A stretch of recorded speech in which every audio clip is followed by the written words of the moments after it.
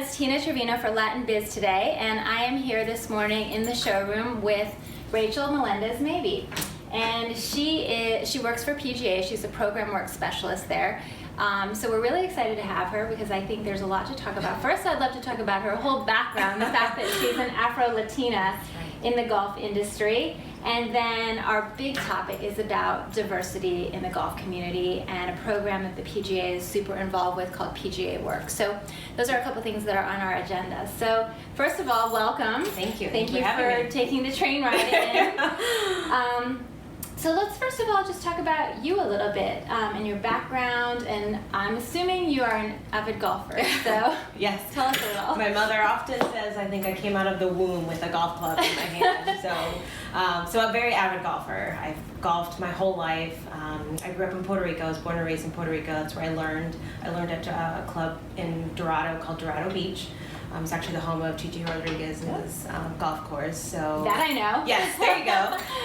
So again, golf has sort of always been in a little bit of my DNA. My father is just a golf nut in every sense of the word, and that was his and I bond. So I've played golf since I was, what's the saying, knee-high to a grasshopper? Yeah. I feel like I should say that.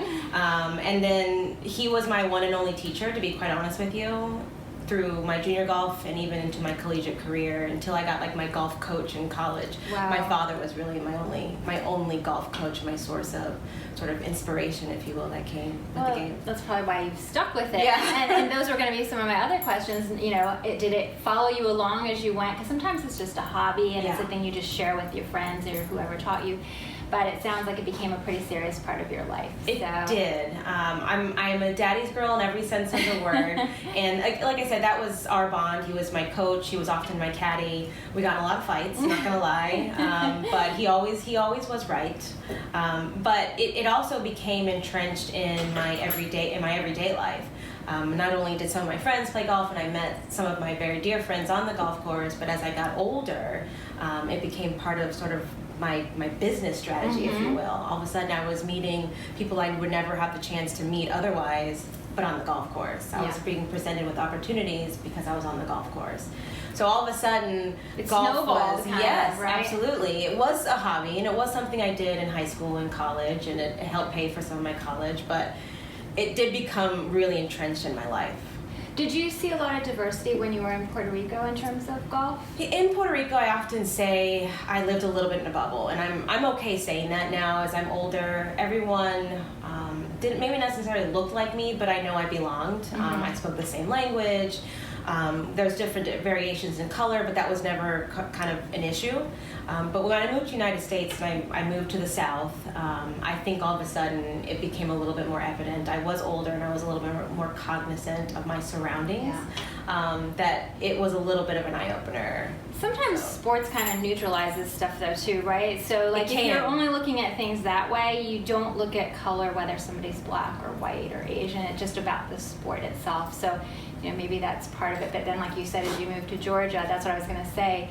At the time you were there, again, the whole diversity question of the people there and the demographic of people. So now, obviously, there is something to be said. Golf is a neutralizer, or sports are a neutralizer. So I was Rachel Melendez on the golf course competing against XYZ person. I wasn't Rachel Melendez, an Afro-Latina. That was right. I mean, yes, visually I am an Afro-Latina, but it is a neutralizer. It's just in my own being, in my surroundings, I did notice, and every the unfortunate thing is that sometimes I was made aware of how I looked.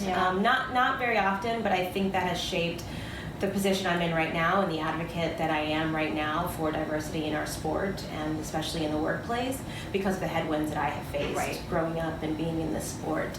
I want to debunk that myth, and I want to make this as an inclusive sport as possible. I think that's awesome, because I think having to have gone through it yourself, you come out on the other side and you can help so many women or Latinos or whoever it is, because I know from my own experience, we were just talking before, I don't know anything about golf, and I grew up in Ohio, so again, there wasn't a lot of golfing there, and I didn't know anything about it until I got to high school. So I didn't have anybody to teach me or explain to me or anything. So for me, it isn't something I have interested in. But talking to you and and what it can be in the kind of the community it can create. makes it a whole different concept. So I'd be willing to try. Yay! You got a convert.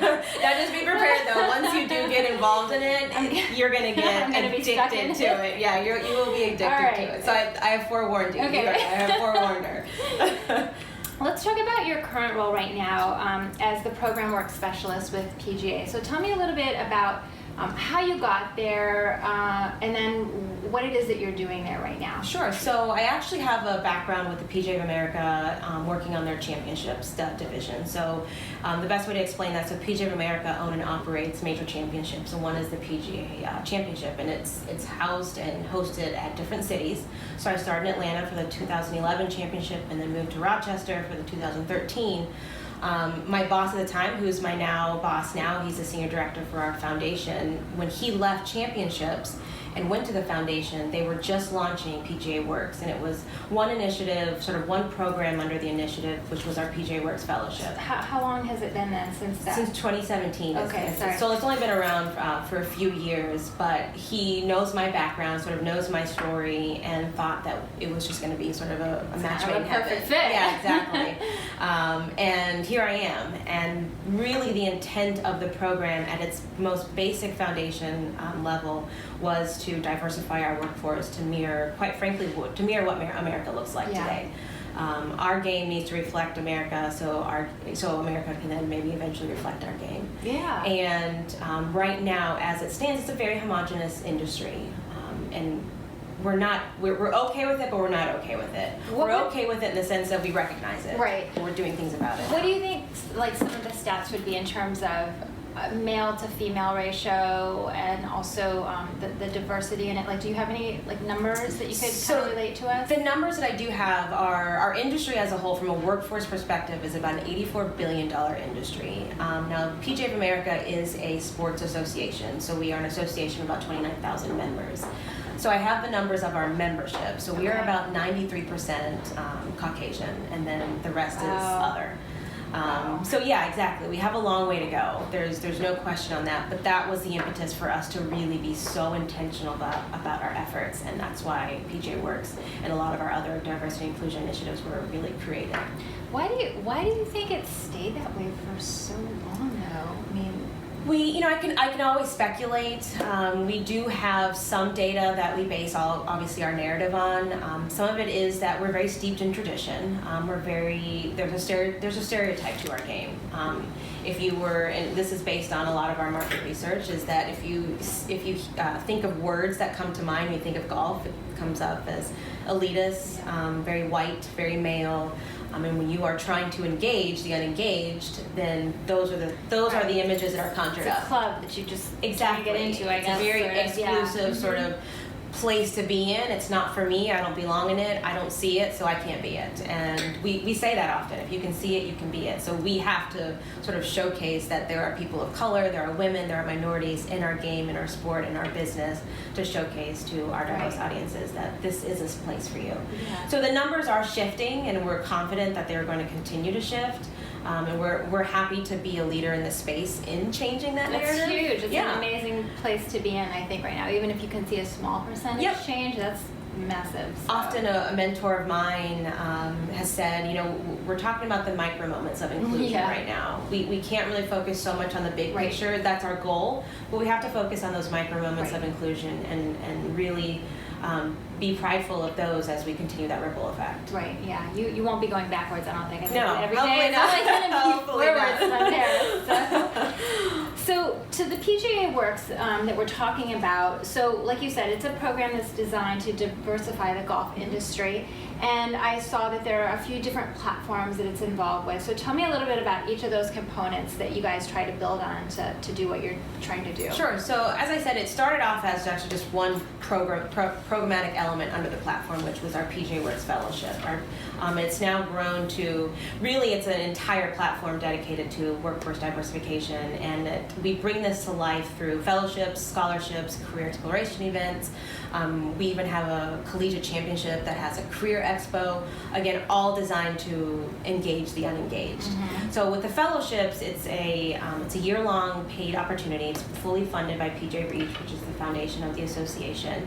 And they are employed by one of our 41 PGA sections across the U.S. And really, the design and intent behind the fellowship is to immerse yourself into all aspects of the industry.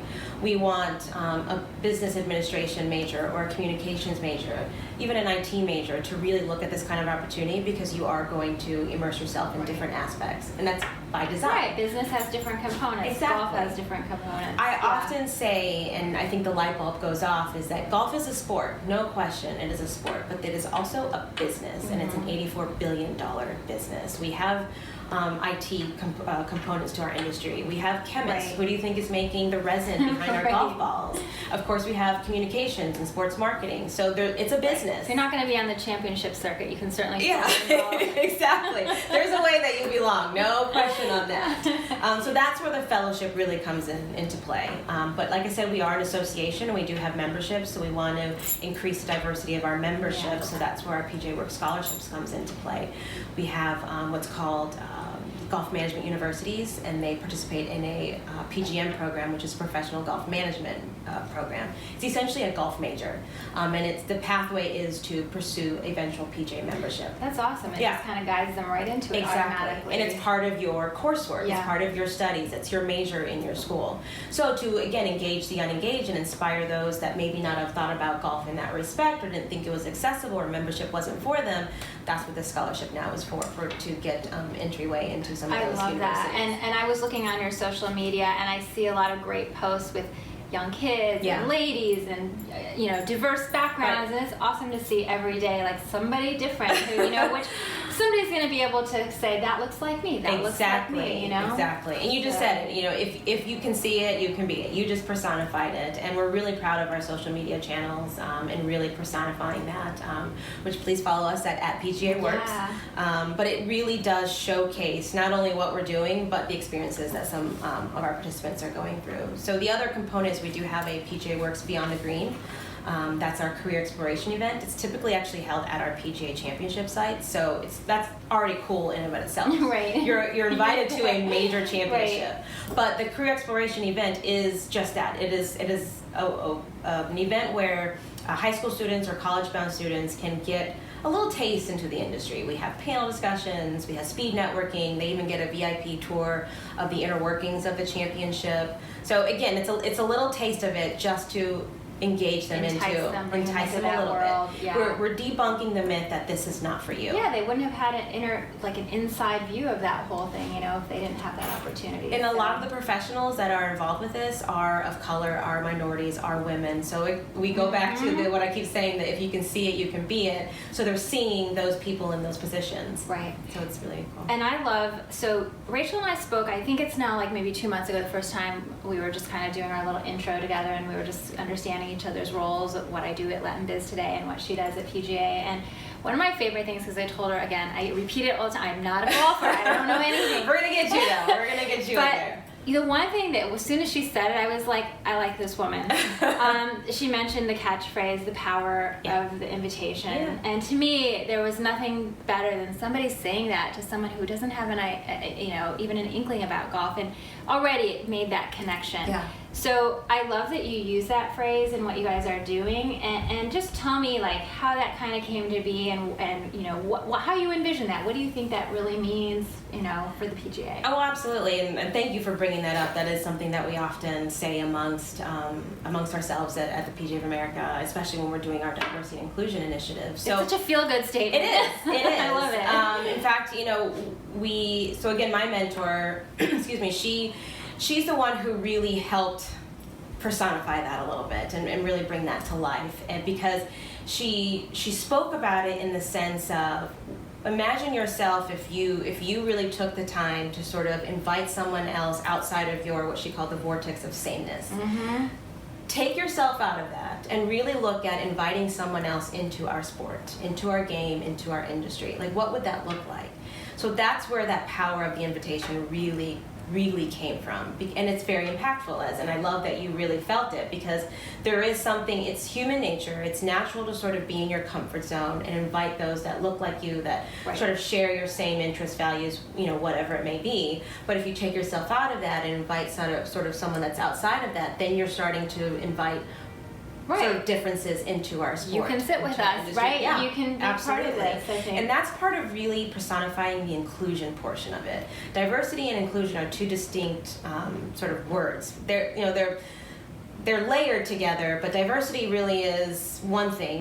We are diversifying ourselves, but when you are including someone, sort of including them into, inviting them to the party, if you will, and inviting them to dance, then you're truly personifying inclusion. And it's like we say, you may not know all the words, the lingo, whatever, but that inclusion makes you feel like this is fine. I can do this. I can be a part of this. Exactly. And one of the other layers of PGA WORKS, which is our PGA WORKS Collegiate Championship and Career Expo, also personifies a little bit of the power of the invitation. The Collegiate and Career Expo, namely the Collegiate Championship, and the Career Expo is a part of it, but the championship is for historically black colleges, minority-serving institutions, Hispanic institutions, that have golf teams that never really had a place sort of in the national championship circuit. Sometimes they either weren't good enough or they just didn't have a spot. This is their event. This has now become their national championship. Oh. So the PGA of America is very prideful of it in that sense, is that there's no event truly like this.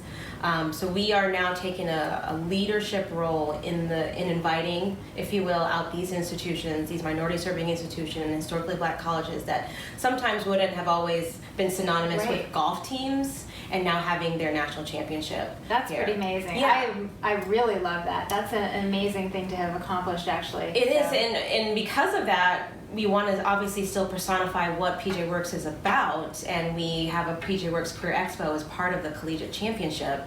And same thing, it still is inviting those out into our industry now as a work. We want to turn their passion for golf, they are obviously lovers of the game, and turn that into a career. And what better way than to showcase leading industry employers right there into this diverse pool of candidates. It's about 200 participants into these entry-level positions, internship positions, fellowship opportunities. You can't get any better pool of candidates than at this championship.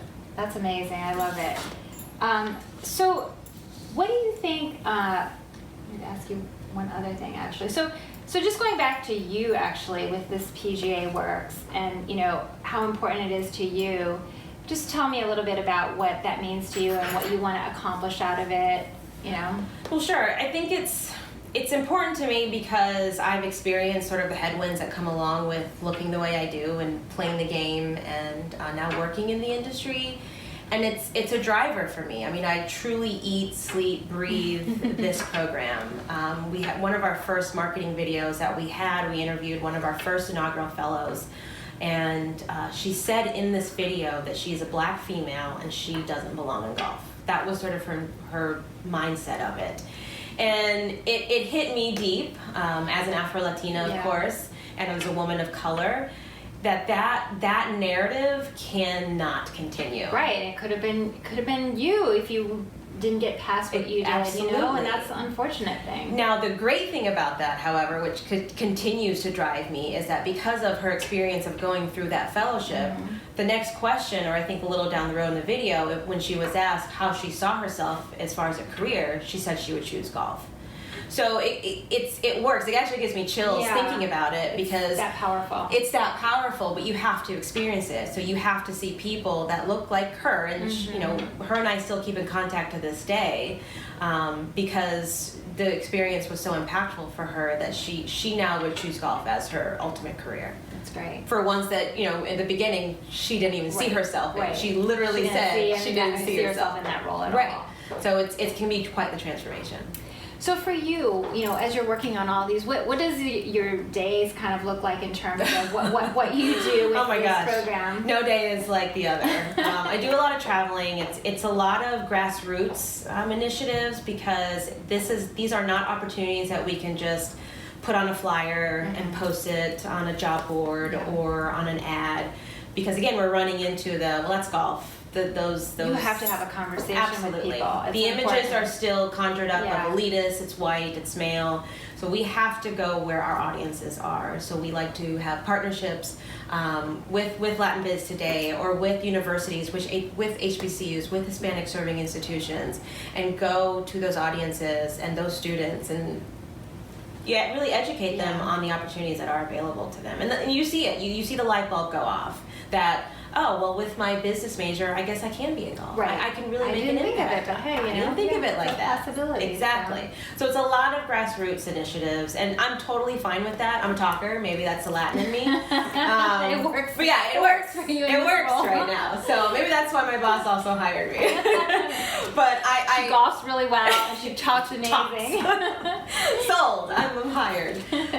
So I'm totally okay with that. I want to have the conversation. I want to have the relationships. I want them to see themselves in this industry, and I want them to meet someone that looks like them. Yeah. That is succeeding in the industry. Well, I think if anybody meets you, for sure, they will definitely think about it. If not, try golf. I know. I've already the spark is in my head. Exactly. I'm going to come back to you to see if you've really tried. So I want to ask you a little bit also here, because all these programs are phenomenal, and it's what we need to bring the youth into it, because that's the future, right? What about people like me who are on the older side, who are thinking about it and just never got into it because of those same reasons you're talking about, and maybe feel like, oh, I'm past that. I don't know. What do you think, and what are your thoughts on trying to get people like that into it? I'm still a huge proponent of it. It's never too late. They often say golf is just sort of an ageless sport. You can play it into your 80s. Now, PGA WORKS, at the heart of it, is for, it's more entry level, if you will, and we do that because we know that we want to engage those that are unengaged at the entry level and walk through their professional development with them. We want them to eventually have a seat at the table. Right. However, when it comes to the sport, I know of several organizations, even clubs. My husband's a PGA member and a head professional at a club in Massachusetts, and you have ladies' leagues, you have women's events, and it's by design, because you want to create an environment where it's inclusive and welcoming. It's a safe place. And it's a safe place. You're not going to be intimidated. You're not going to be yelled at for taking too long to hit a golf ball. What is this? Exactly. But it is up to the culture of the club and the professional, and those professionals that the PGA of America is educating and mentoring and setting them up for success in that respect, to create that kind of culture.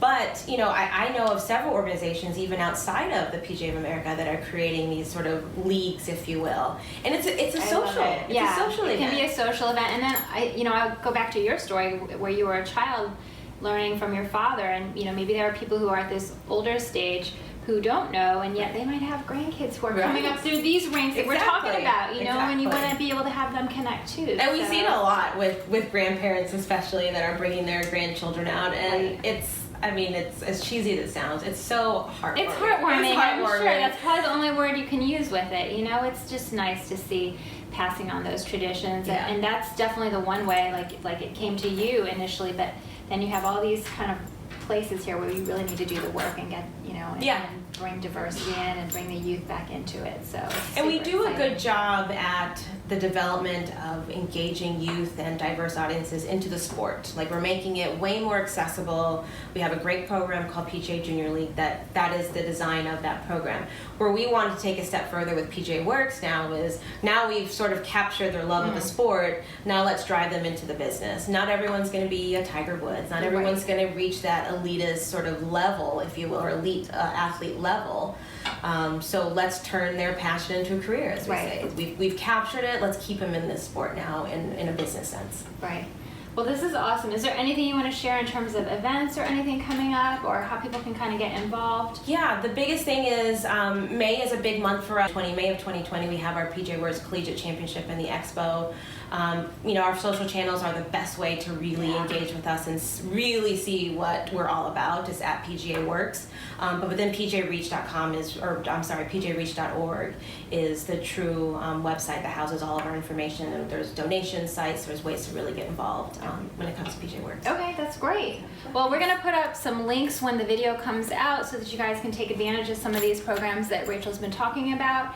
And we are excited to see you and possibly me on the golf course. So. Absolutely. Thank you. Thank you, Rachel, for coming by. I appreciate it. Thank you. Thanks, guys.